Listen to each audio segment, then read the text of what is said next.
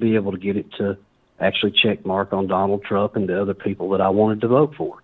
Okay, so let's get this straight. You went into the voting machine. You're going to vote for Donald Trump. You had to push the button 10, 20 times for it to accept it. Yeah, it's like it wouldn't register on the touch screen. And me, I don't like to jump to conclusions. I'm sitting here like, well, maybe my body temperature's low. You know, I'm rubbing my hands on my shirt, touching it again. Maybe it's just not registering. But deep down, there's a huge part of me that just says, this is electronic equipment. It can be hacked. It can be programmed. You know, that's the fault with it. We don't really know unless there's been an investigation done. And there was last time on the Dominion machines. We've all seen the shows. We've all seen the evidence that the Dominion machines go through the internet. They can be hacked. Oh, they most certainly can. And you know how I know they can? It's because I actually received a court order, a threat to remove my Dominion voting machine videos off of social media back in 2020. So, or 2019, 2020, right? I got into a lot of problems because we had a gentleman just such as yourself that called in and was telling me how the machines were. Oh, no, it was a lady. I'm sorry, it was a lady. And she said, Mike, the machines are hacked. She was in Arizona. The machines are not working properly. I know they're doing things there. You could tell that they're squandering things around, and there's a lot of secret whispering going around when I went in to vote. And she was telling me, she was in Arizona. She told me the Maricopa County or something, and she told me that there's something not right. And she's been voting, as she told me, since the 70s. And she's saying that basically something is just not right. Right, she's an older lady, but she's telling me that something didn't seem right, and she tried again to vote for who she was voting for was Donald Trump, and there was problems again trying to get that vote to go through. She said it took her about 8 presses, and it finally went through, and it looked like it didn't even register, in her words. Yes, it's just for all the viewers out there listening and watching. The thought that I had a few weeks ago when I decided, okay, I'm going to vote. I haven't voted since the Bush administration here in America, since George Bush Jr.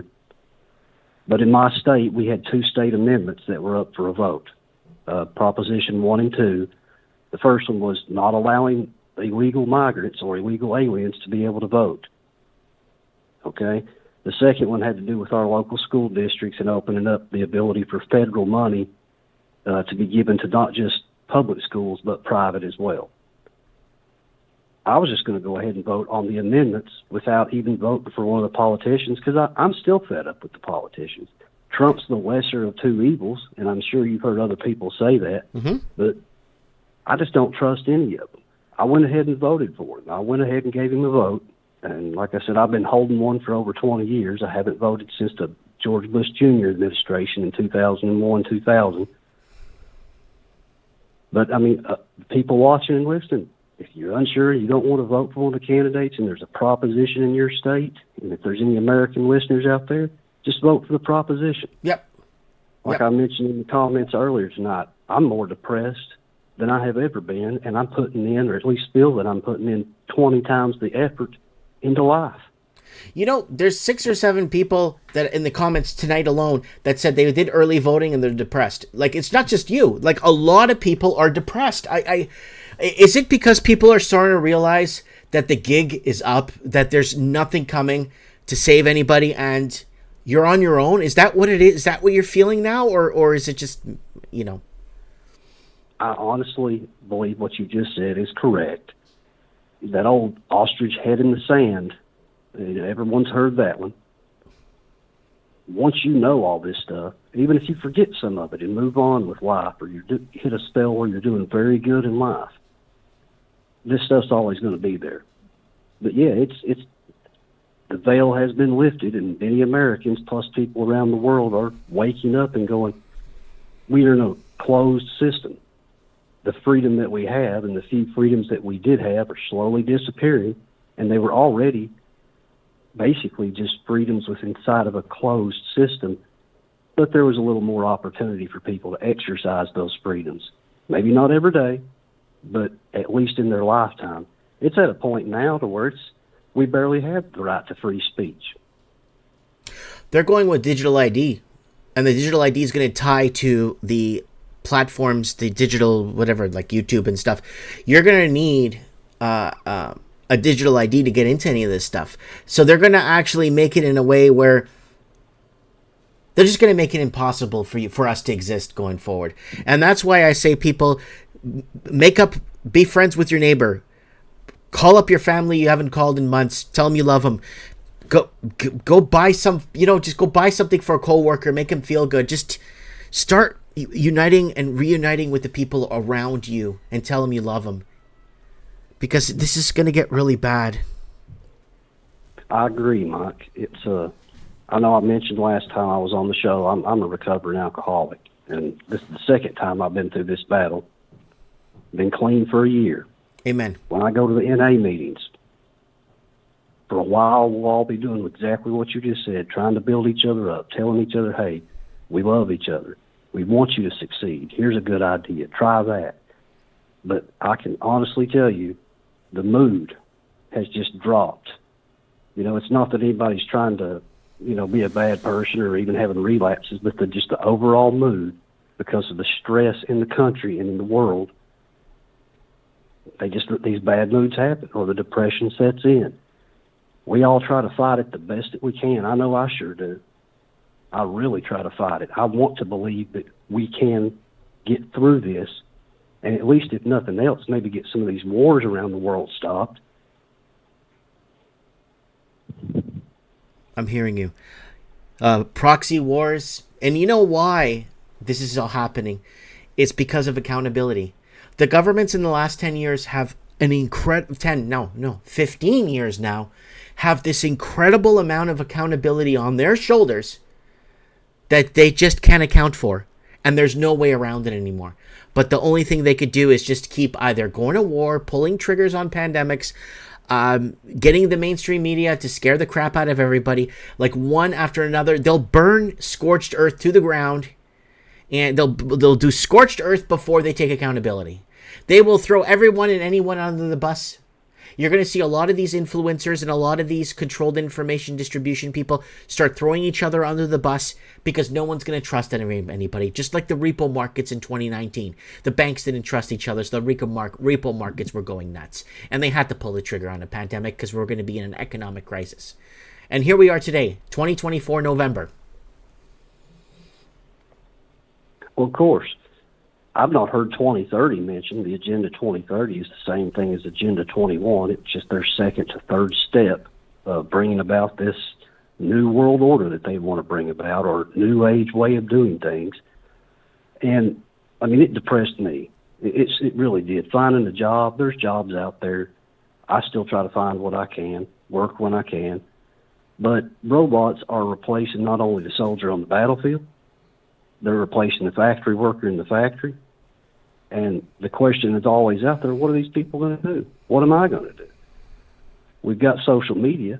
That's, 10, 12 years ago, that was the new thing. That was how to make money. That was how to get ad revenue, sponsors. But they pushed so hard because of politics that the ad revenuers pulled out. They didn't want to advertise or be associated with any of those things. But you know what? A lot of people that came after COVID are getting paid good money now. After COVID channels, not pre-COVID. After COVID channels are making a killing.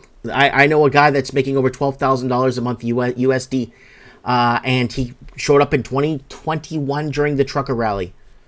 And he's not saying anything different that we have been saying for the last 12 years on this channel. But he's allowed to, because he's been chosen. Right? And I'm lucky, and I'll tell you straight up, I am a very lucky man. They have chosen me. They have called me multiple times. I don't know if you watch my videos. They've called me multiple times, and I've politely declined their offers. And then one time, there was a gentleman in my store that I had it on speakerphone, and he was looking at me. He's like, hang up the phone. What are you talking? Hang up the phone. You can't hang up the phone on these people. Because he was hearing the conversation. He was like, holy crap, you're not kidding. These people want to buy you out, Mike. They want to make Mike in the Night the next... They want to make Mike in the Night the next Joe Rogan experience. But I'm not up for being bought out, because I want to die in peace. And I want to die knowing I didn't misdirect anybody in my life. And I did God's work. Amen. I agree, Mike. I agree. It you don't want that guilt weighing on you for the rest of your life. We're all going to have enough of that as it is, and I call it being a sellout. And I try to keep an open mind and try not to think negatively about some of these people. But it's just the facts. It's true. If they think that they can use you or me or anyone else out here to spread the propaganda or the negativity, that's what they're going to do and make money at it at the same time. And I agree with you.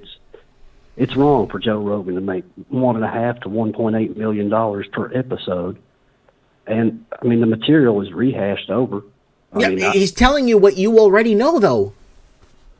Yes.